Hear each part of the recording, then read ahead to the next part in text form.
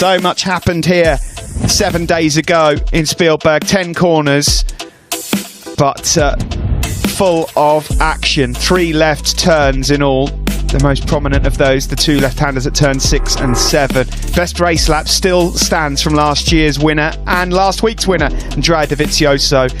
There are 3 main overtaking zones here, but the most famous of all, the last couple of turns, 9 and 10. Great battles in the past between Dovi and Marquez.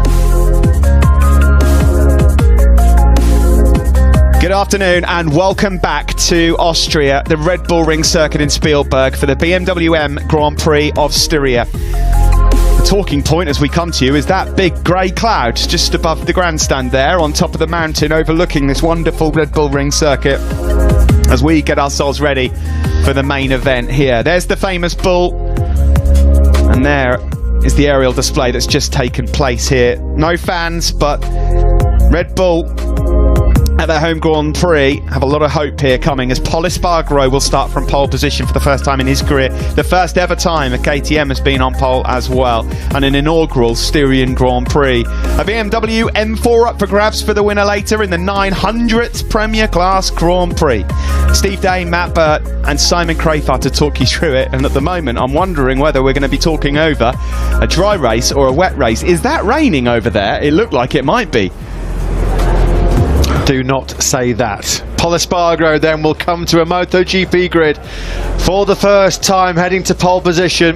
His last pole before a brilliant performance in Q2 yesterday was his final Moto2 appearance at Valencia way back in 2013, and what a 13 days it's been for KTM. Brad Binder, their historic first winner in MotoGP in Brno now 2 weeks ago.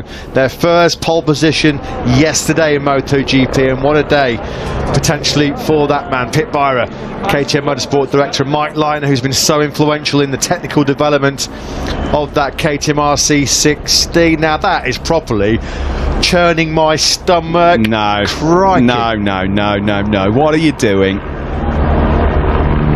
Like I've just said, there is not enough money in the world to get me in that helicopter right now. Here's a man who's flying high, a bit like that helicopter. Joan Mir, a career first MotoGP podium here 7 days ago. He loves the Red Bull Ring, twice a Moto3 winner. Can he take Suzuki's first win of 2020, first since Alex Rinz's heroics on that last lap against Marc Marquez at Silverstone last August? He's had brilliant race pace. He's one of the big threats. Keep an eye on him. He's backed himself. He's oozing confidence. Mir goes from the front row, of course, qualified fourth, but moved up after that penalty inflicted on Johann Zarco after that controversial collision with Franco Morbidelli in that high-speed incident last weekend. Whoever's piloting that is absolutely nuts.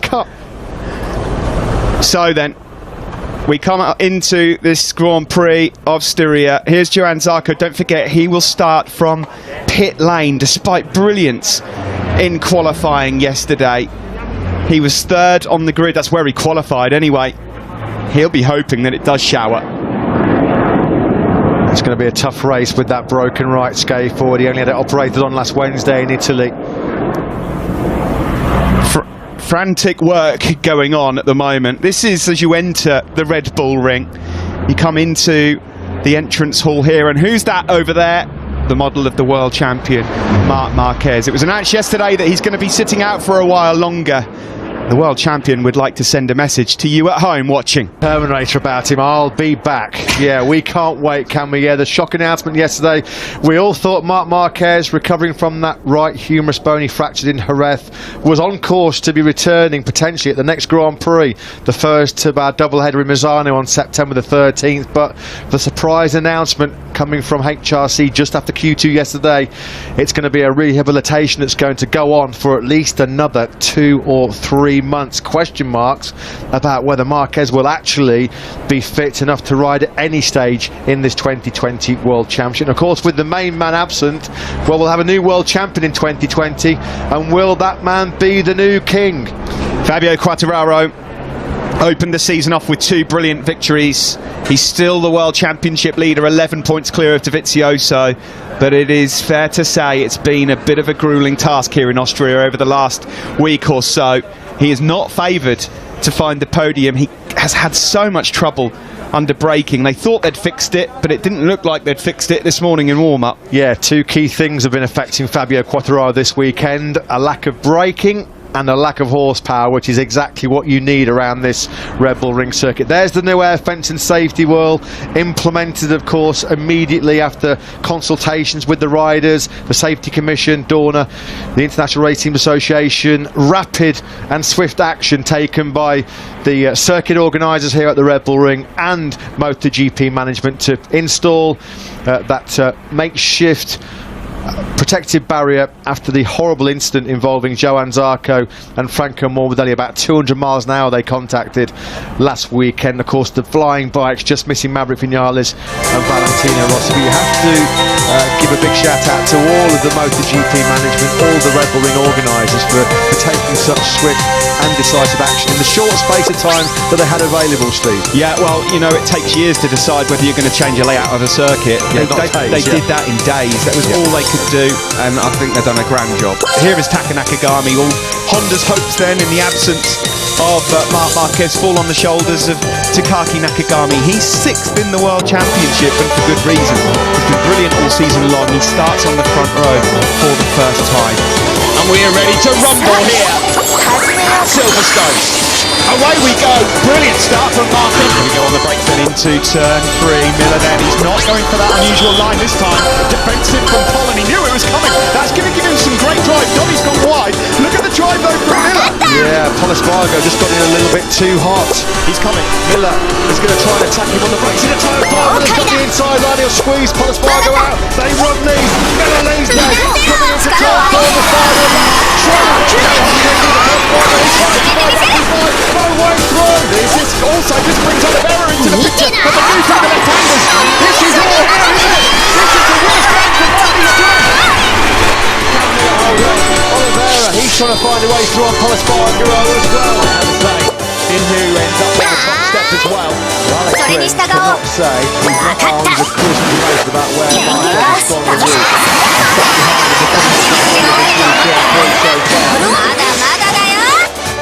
Around the loop as well.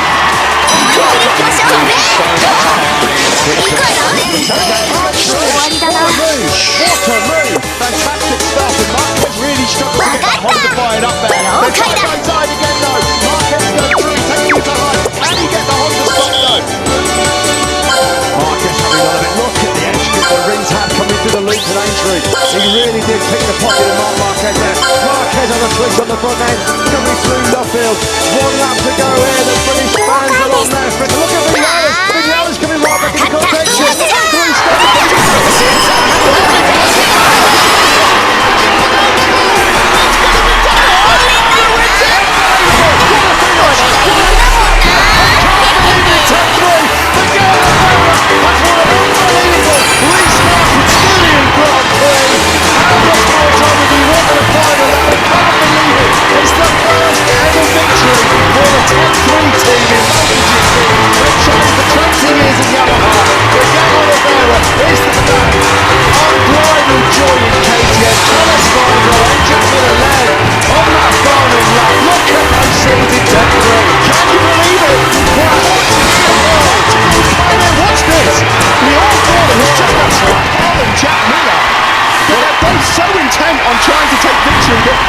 Well, it was Marquez to Dovizioso at the final corner. They both ran wide, and then Miguel Rivera kept himself in the hunt. He was close enough to snatch that victory.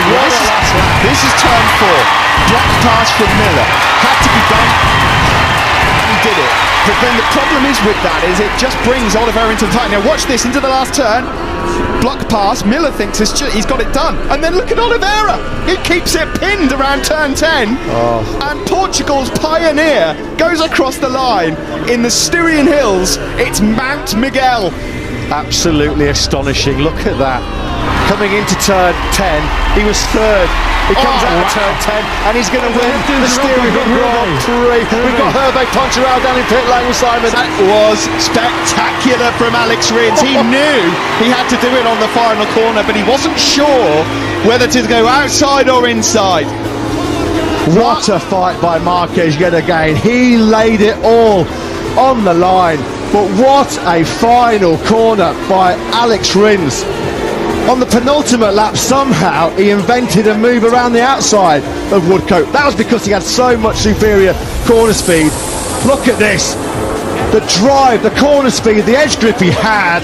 How tight was that? How tight was that? What another monumental finish to a MotoGP race. That's what it means to Davide Brivio. The race won by 1300ths of a second. You know, you can see there Marquez, he wanted to run that tight line, but he didn't have the grip. He didn't have the edge grip. The rear tyre was spinning up on him. It ran him a little bit wide. It left the door open for Alex Rins. What a British Grand Prix.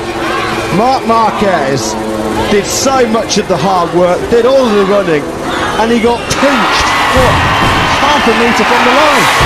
You know, that was even more dramatic than Austria. I didn't think that was impossible. Marquez will be composing himself on the inlet and will tell everybody, of course, as he should do. It's all about the time he's won in essence since 2014, and we all know what happened that year. The thing is, though, you know, when you're involved in encounters like that and you know you've worked for it, it means even more. And you can see from the celebrations, it's the most important victory of the year. This is after he almost came off the bike, let's not forget, at the exit of turn 5. I'm sure he's going to say that laps is one of his best wins of his career. To be fair, he's got a few to pick from. That was a brilliant job. You can tell with Marc Marquez when they've been races that not only has he enjoyed, but he's really had to work hard for them. That was, I'd say, one of his better wins for sure. Those lap 24 and lap 25, nobody had anything for him. He just absolutely fired in two of the best laps of the race. Had to 5 races, 5 wins. Can anyone stop him? Well, you'll have to find out when you join us for Portimao. More racing action coming up from Imola tomorrow with World Superbikes. Thanks for joining us.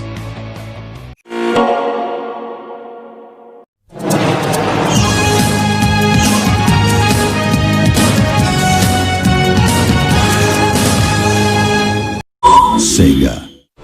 The last hope for Atria resides within the righteous power of the chosen few. Gather your allies and conquer the greatest evil of them all.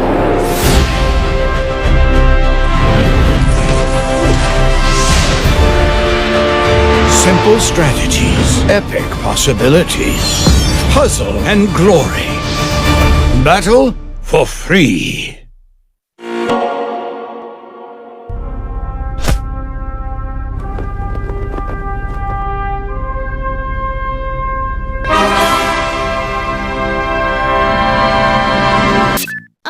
I gave Knuckles fingers again.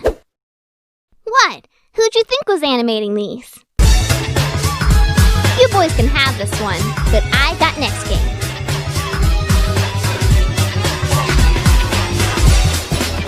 Sonic Mania Plus, available now for all current gen consoles including PC, rated E for everyone.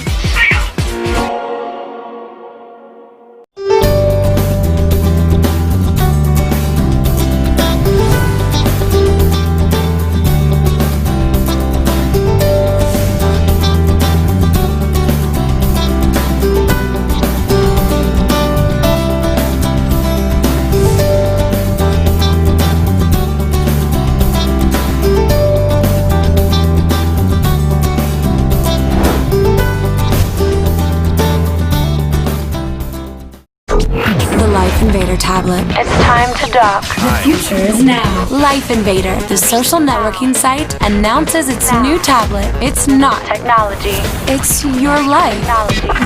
Live it the way you want. With a device that tells you what to do. It's time to dock. The Life Invader tablet. Invasion never felt so good.